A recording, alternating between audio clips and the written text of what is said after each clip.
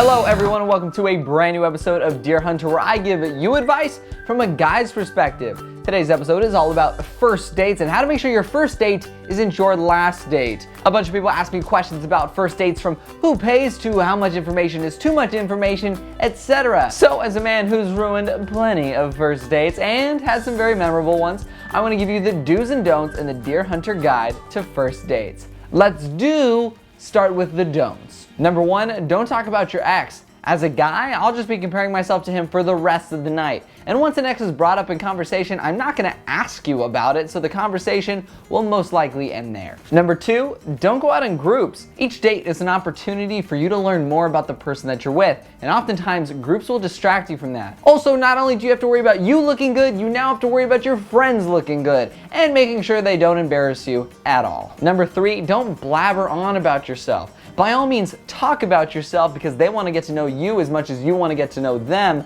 but don't make this a talent show hosted by you, starring you, and then congratulating yourself at the very end. Before we get to the Deer Hunter do's of dating, I want to know if any of you have ever been nervous to go on a date or are nervous to go on your first date. Let me know by liking this video. And with all those don'ts out of the way, let's get to the do's of dating. Number 1, do be yourself. Don't change anything about you based on what you think the other person wants.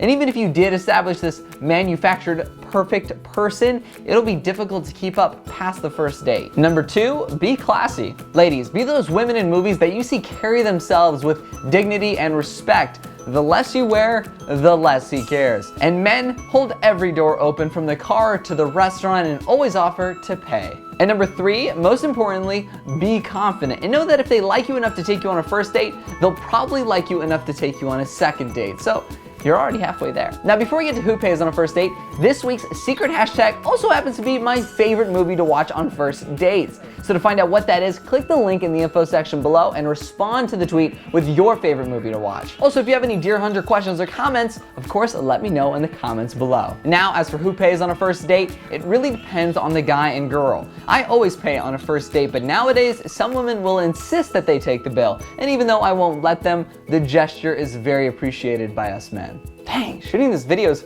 really made me want to go out tonight, but I don't have anyone to go out with. Maybe you guys, if you guys would like to go out tonight, let me know by liking this video. Thanks for watching, and remember to click the link in the info section below for the favorite movie, and I'll see you next week. Bye. Hey guys, thanks so much for your love and support on Season 1 of Cheerleaders. So, we have some really exciting news. We're back for Season 2! Go Slow!